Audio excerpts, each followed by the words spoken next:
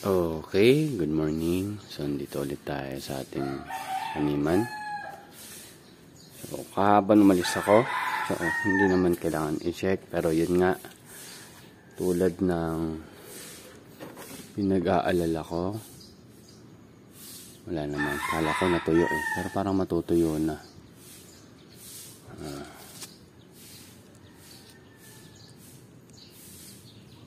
Ayan. Dito.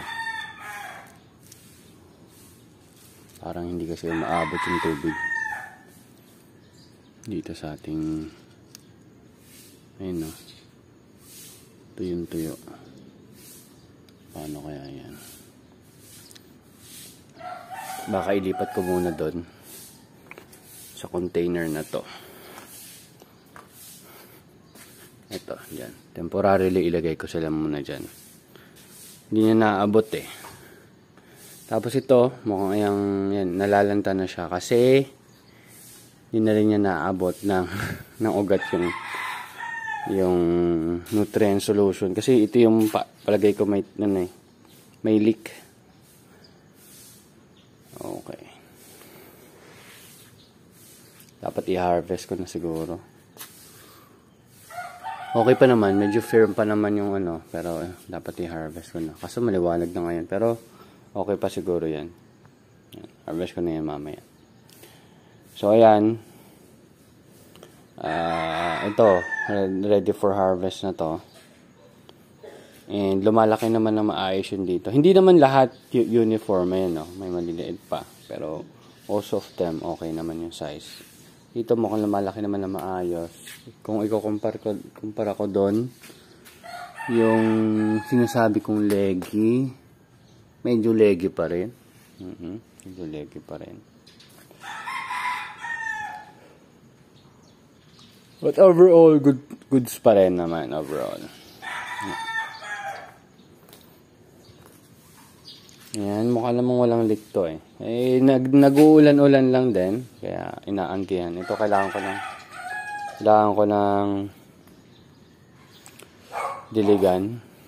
So, ayan. Medyo late na ako nakauwi kahapon. Kaya ayan, maliwanag na ngayon nung lumabas ako. Yan. Okay din naman yung mga mustasa natin. Ganda ng mga dahon. Ito yung next harvest natin for end of June. Looking good naman. Most of them. Dito. Okay pa naman yung level niya. Dito kasi maganda yung butas. Kaya maganda rin yung lapat nung natin, nung tawag dyan?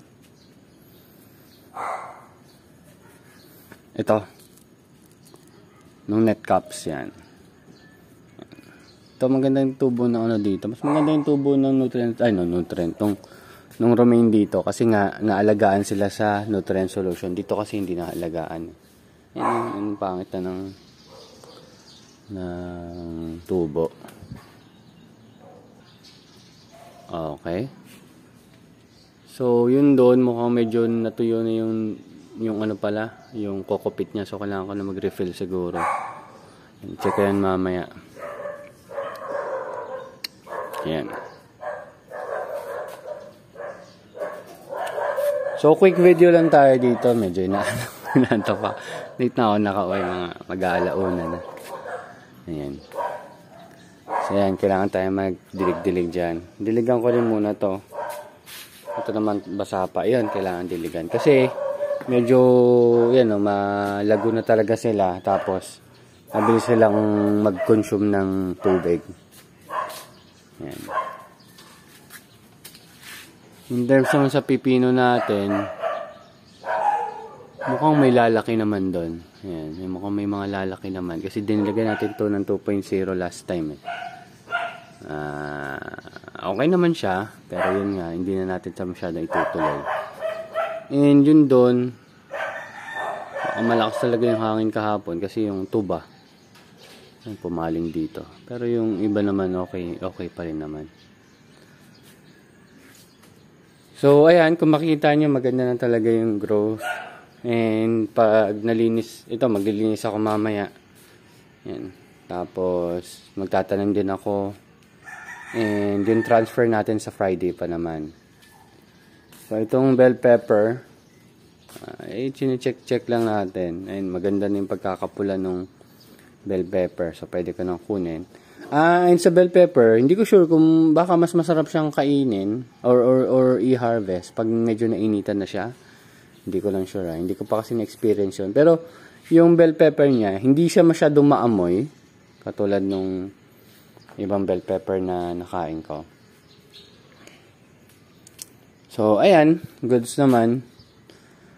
Siguro bukas na harvest to. Harvest ko na rin yun. And so on and so forth. So, that's it. Medyo malabo pagkaka-document natin ngayon. Pero medyo kabisado nyo na rin naman kung mga dates nyan. So, next harvest natin is yon. And ito ay dapat nang i-harvest. Yan, for harvest na talaga yan. Then, yun yung next.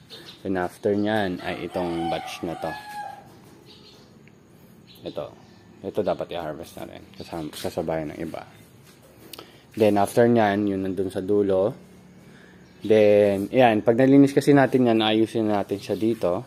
Yan. At,